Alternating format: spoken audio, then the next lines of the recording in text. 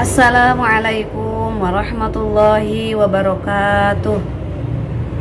Hamdan wa syukranillah, amma ba'd. Apa kabar teman-teman dan solihah semuanya? Semoga semuanya selalu sehat dan selalu dalam lindungan Allah Subhanahu wa taala. Amin ya Allah ya rabbal alamin. Mari kita selalu bersyukur kepada Allah Subhanahu wa taala dengan mengucapkan alhamdulillahirabbil alamin. Bersalawat kepada Nabi Muhammad sallallahu alaihi wasallam dengan membaca Allahumma sholli ala sayyidina Muhammad wa ala ali sayyidina Muhammad. Teman-teman semua yang dirahmati Allah Subhanahu wa taala, pada kesempatan kali ini masih dalam melanjutkan pembahasan yang sebelumnya, video-video yang sebelumnya tentang sholat ya, yang mana sebelumnya udah saya jelaskan bahwa kita jangan pernah meremehkan, jangan pernah menyepelekan, jangan pernah menganggap kalau meninggal sholat itu biasa saja ya. Jadi enggak, kalau kita meninggal sholat itu kayak biasa aja, gak ada rasa gimana gitu ya, menyesal yang begitu sangat gitu. Tapi kita menganggap biasa saja kita kalau meninggal sholat. Nah itu kita jangan sampai seperti itu.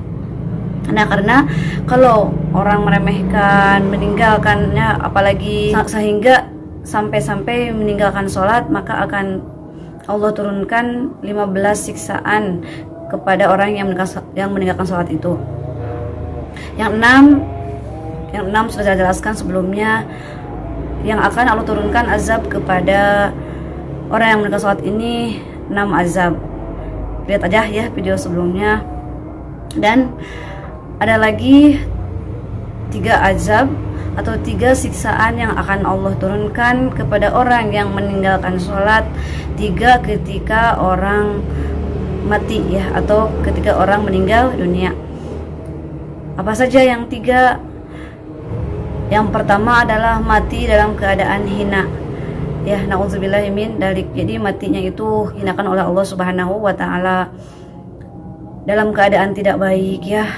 Dalam arti juga mungkin bisa disebut su'ul khatimah, bukan husnul khatimah tapi su'ul khatimah. Jadi akhir hayatnya itu dalam keadaan tidak baik ya, lagi dalam maksiat, karena memang kan nggak sholat juga, terus lagi dalam keadaan tidak baik, lagi maksiat, lagi berzina misalkan, lagi minum minuman keras, atau kita lagi kufur gitu ya. Dan banyak lagi yang kita itu meninggalnya dalam keadaan tidak baik. Allah hinakan meninggalnya kalau orang yang meninggalkan sholat. Dan yang kedua, kalau orang meninggalkan sholat itu dia meninggalnya itu dalam keadaan kelaparan. Jadi kan memang kalau mati itu emang udah gak bisa kita kasih makan ya, karena kita gak bisa apa-apa, udah gak ada nyawa, udah gak dikandung badannya gitu, udah gak ada, makanya gak akan bisa dikasih makan gitu. Berarti pastinya kalau yang gak sholat itu gak akan kerasa kelaparan sekali gitu. Beda ya kalau orang yang soleh, meskipun udah meninggal, nanti pas meninggalnya itu tidak dalam keadaan kelaparan. Justru kalau orang yang meninggalnya baik gitu ya, meninggalnya husnul khatimah, dia ingin cepat-cepat dimasukkan ke dalam kubur seperti itu.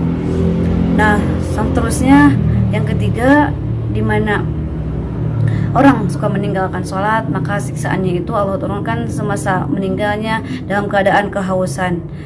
Nauzubillah, apa ya, kalau kita di dunia itu kalau kita lapar juga ya, kita lapar haus kan rasanya gimana gitu ya, tenggorokan kering, udah mah kita kadang lemes gitu bawaannya kalau lapar ya, haus itu gak enak banget, maunya teh minumnya teh banyak gitu kan, kadang-kadang gak habis botol karena saking laparnya gitu, kita saking hausnya gitu, mau lagi minum gitu, karena memang haus itu teh di dunia gitu.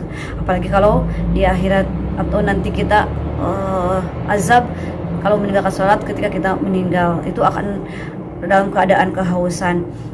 Terus katakan juga dalam keterangan ada yang mengatakan kalau seandainya dikasihkan kepada orang ini yang orang meninggal dunia yang keadaannya tidak sholat, meninggalkan sholat, maka kalau dikasihkan air selautan pun itu gak akan hilang hausnya, saking itu dalam keadaan haus gitu. Jadi bukan karena hausnya, tapi emang karena Allah turunkan azab dalam keadaan kehausan gitu.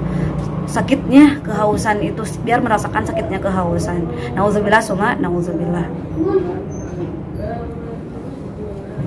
Nah, jadi seandainya dikasihkan air selautan pun itu gak akan ada hilang hausnya itu. Saking sakit-sakitnya terasa haus banget, dan karena itu mah siksa yang Allah tibankan kepada orang yang suka meninggalkan sholat, bukan karena haus-haus yang memang akan menghilangkan hausnya. Karena gak akan mungkin ya air selautan gitu dikasih gak akan hilang hausnya. Itu karena siksa Allah yang sangat pedih buat orang yang suka meninggalkan sholat. Auzubillah summa nauzubillah min dzalik. Nah, semoga kita semua bisa selalu istiqomah menjalankan ibadah sholat yang baik, yang benar, dan insya Allah dengan ilmunya dan memperbaiki ibadahnya untuk terus lebih baik lagi. Apalagi yang intinya yaitu ibadah sholat yang akan menentukan ibadah-ibadah yang lainnya juga diterima atau enggaknya. Ibadah yang lainnya tergantung sholatnya gitu. Nah, itu aja teman-teman semua yang dapat saya share untuk kali ini, semoga bermanfaat. Mohon maaf bila banyak kekurangan atau kesalahan dalam penyampaiannya. Walaupun minkum. Assalamualaikum warahmatullahi wabarakatuh.